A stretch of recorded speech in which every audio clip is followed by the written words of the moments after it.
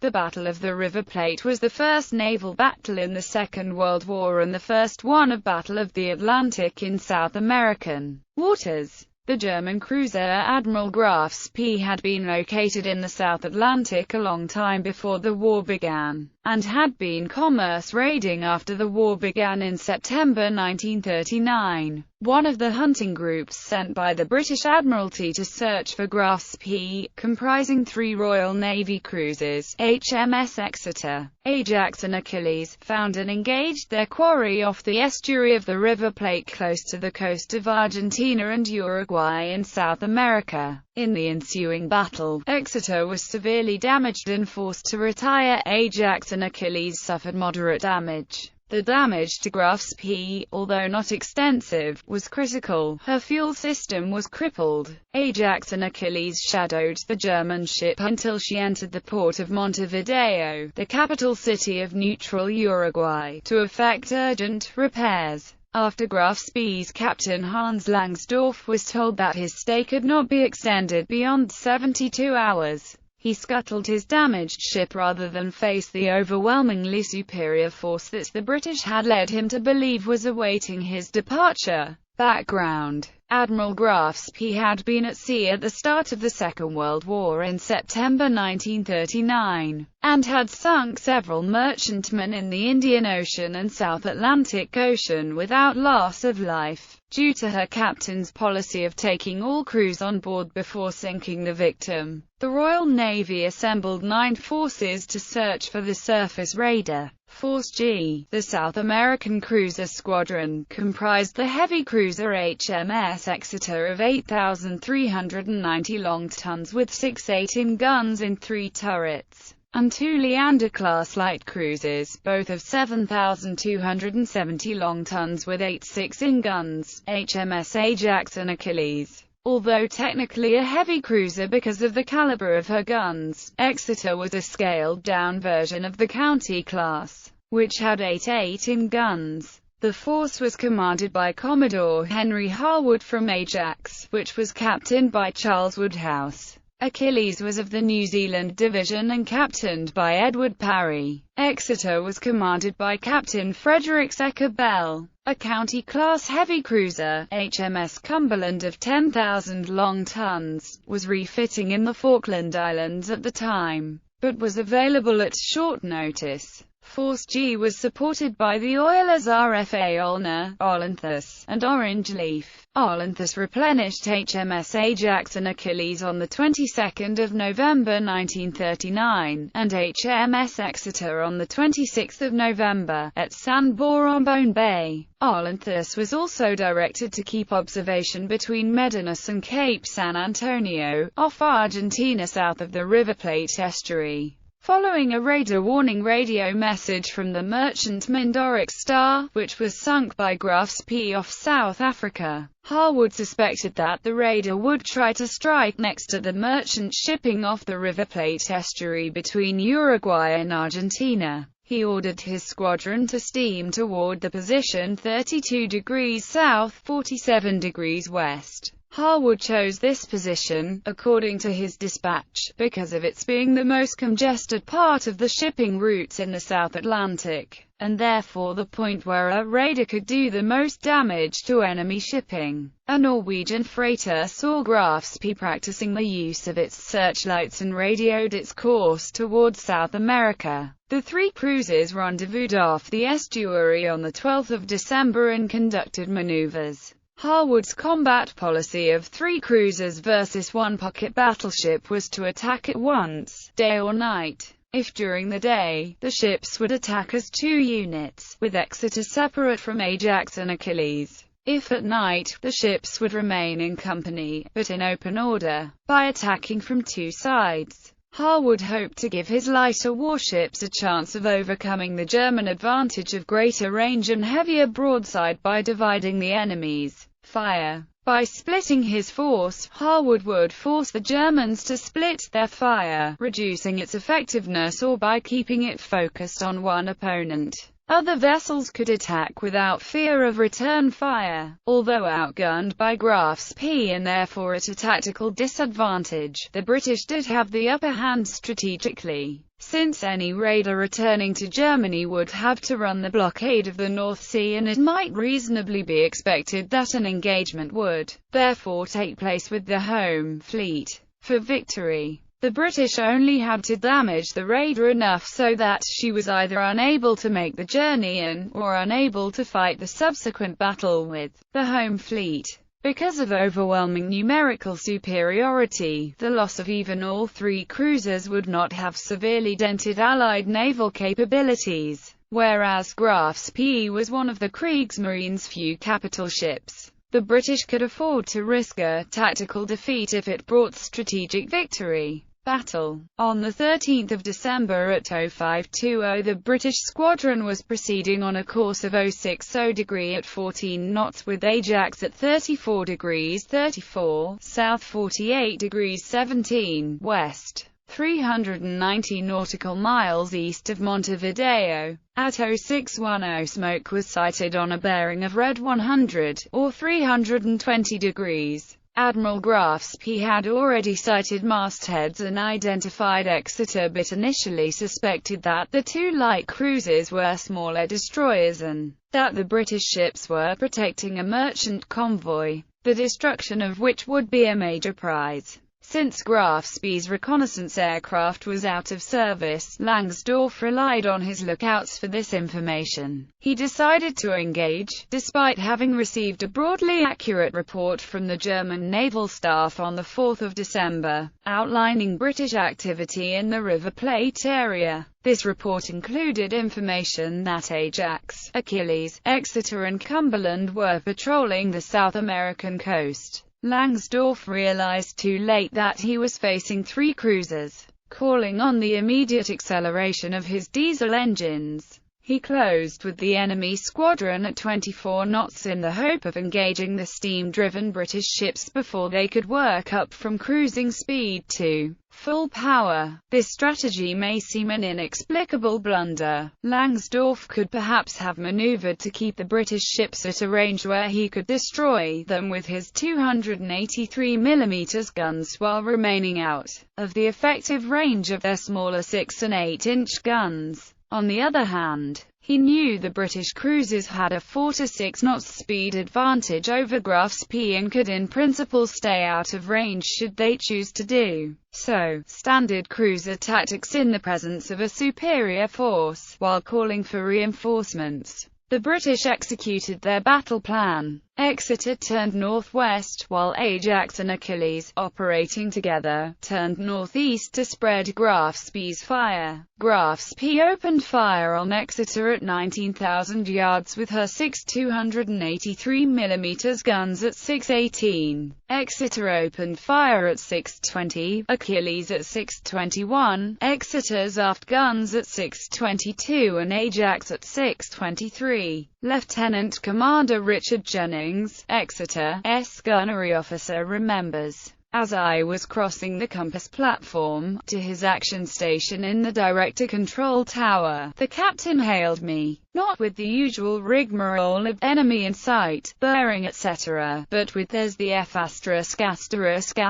Kingshire. Opened fire at her. Throughout the battle the crew of the Exeter thought they were fighting the sister ship, Admiral von Scheer, but the name of the enemy ship was of course the Graf's P. From her opening salvo, Graf's P's gunfire proved fairly accurate, her third salvo straddling Exeter. At 6:23, a 283mm shell burst just short of Exeter, abreast the ship. Splinters from this shell killed the torpedo tube's crews, damaged the ship's communications, riddled the ship's funnels and searchlights and wrecked the ship's Walrus aircraft just as it was about to be launched for gunnery spotting. 3 minutes later, Exeter suffered a direct hit on her B turret, putting it and its two guns out of action. Shrapnel swept the bridge, killing or wounding all bridge personnel except the captain and two others. Captain Bell's communications were wrecked.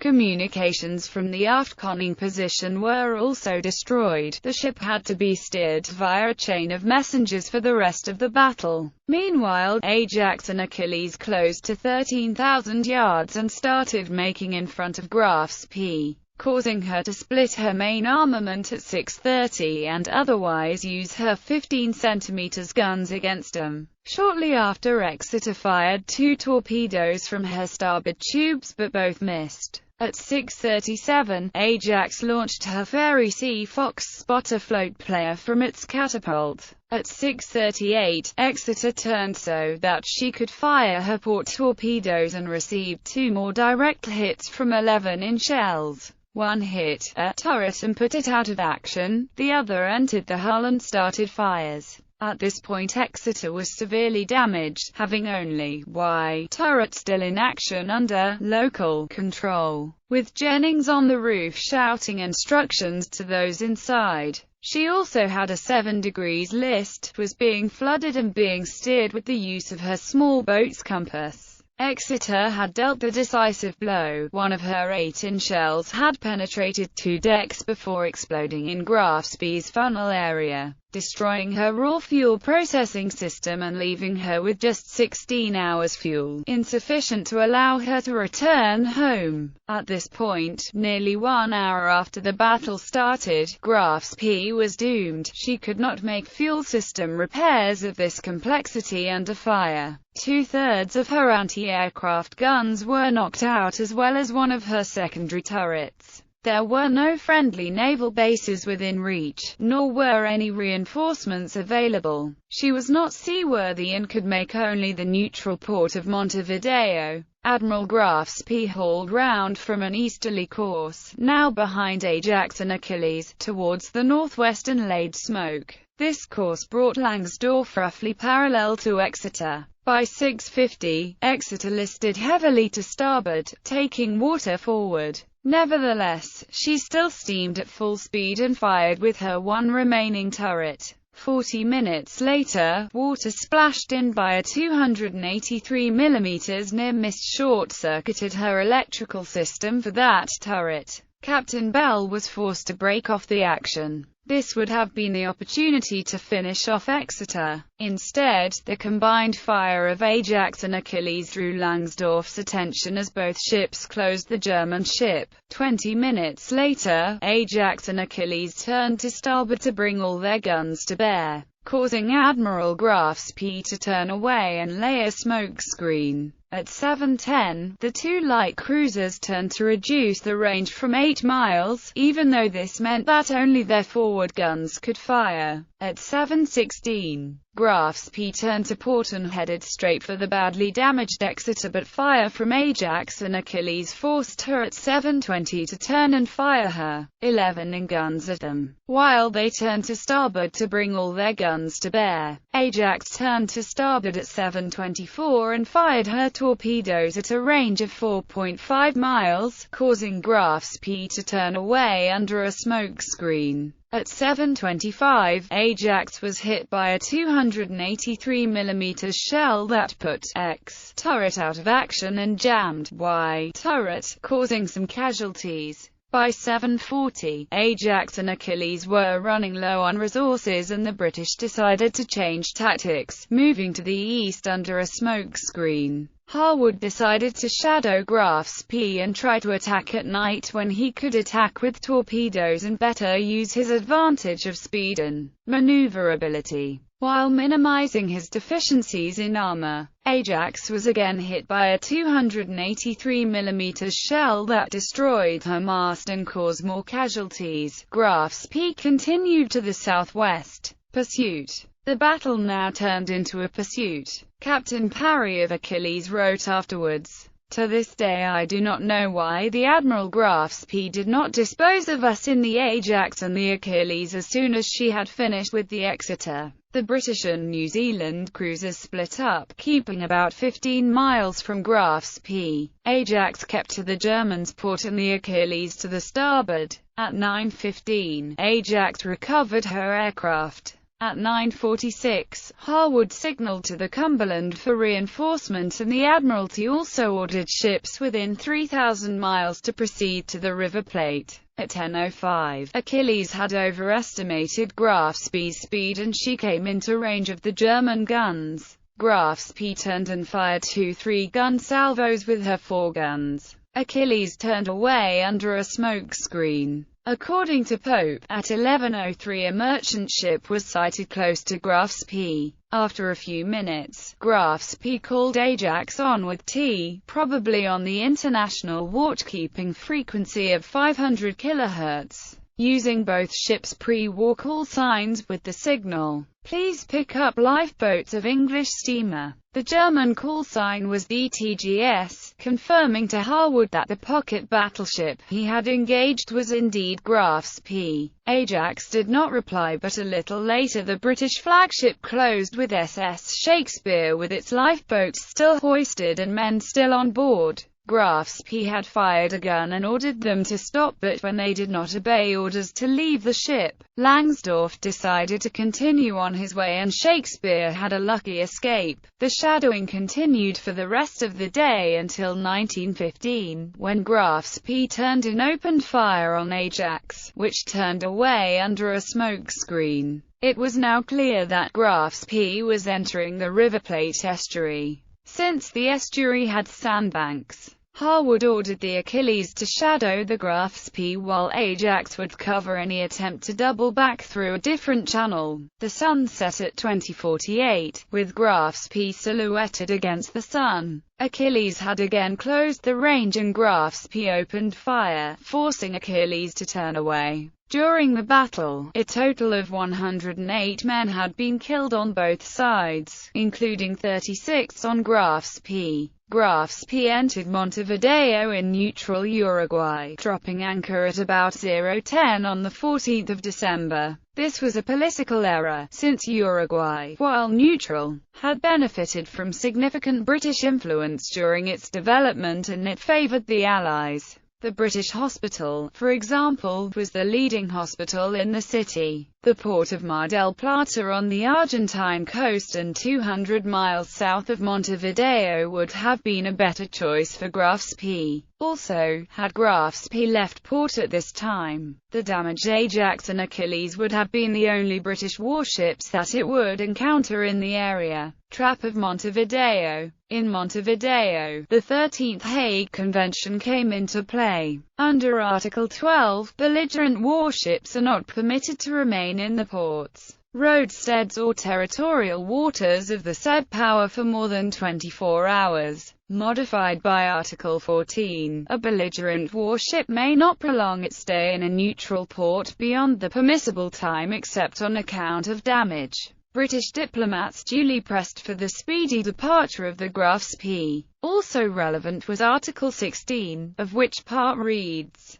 "A belligerent warship may not leave a neutral port or roadstead until 24 hours after the departure of a merchant ship flying the flag of its adversary." The Germans released 61 captive British merchant seamen who had been on board in accordance with their obligations. Langsdorff then asked the Uruguayan government for 2 weeks to make repairs. Initially, the British diplomats in Uruguay, principally Eugen Millington Drake, tried to have Admiral Graf Spey forced to leave port immediately. After consultation with London, which was aware that there were no significant British naval forces in the area, Millington Drake continued to demand openly that Graf Spey leave. At the same time, the British secretly arranged for British and French merchant ships to steam from Montevideo at intervals of 24 hours, whether they had originally intended to do so or not, thus invoking Article 16. This kept Graf Spey in port and allowed more time for British forces to reach the area. At the same time, efforts were made by the British to feed false intelligence to the Germans that an overwhelming British force was being assembled, including Force H, when in fact only the heavy cruiser HMS Cumberland was nearby. Cumberland, one of the earlier County-class cruisers, was only a little more powerful than Exeter, with 2 more 18 guns.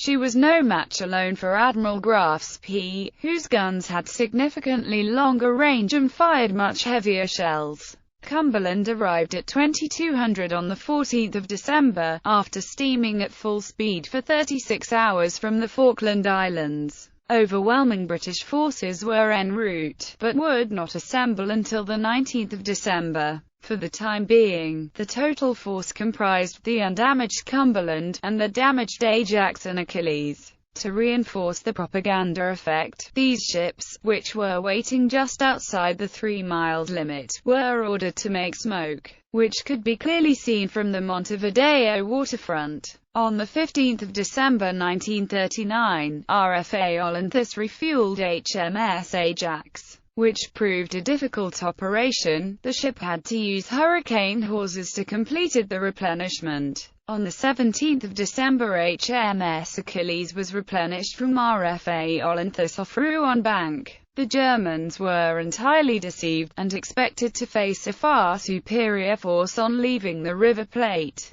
Graf Spee had also used 2/3 of her 283 mm ammunition, and had only enough left for approximately a further 20 minutes of firing, which was hardly sufficient to fight her way out of Montevideo, let alone getting back to Germany. While the ship was prevented from leaving the harbor, Captain Langsdorff consulted with his command in Germany. He received orders that permitted some options, but not internment in Uruguay. The Germans feared that Uruguay could be persuaded to join the Allied cause. Ultimately, he chose to scuttle his ship in the River Plate estuary on 17 December, to avoid unnecessary loss of life for no particular military advantage, a decision that is said to have infuriated Adolf Hitler. The crew of Admiral Graf Spee were taken to Buenos Aires, Argentina, where Captain Langsdorff committed suicide by gunshot on 19 December. He was buried there with full military honors, and several British officers who were present attended. Many of the crew members were reported to have moved to Montevideo with the help of local people of German origin. The German dead were buried in the Cementerio del Norte, Montevideo.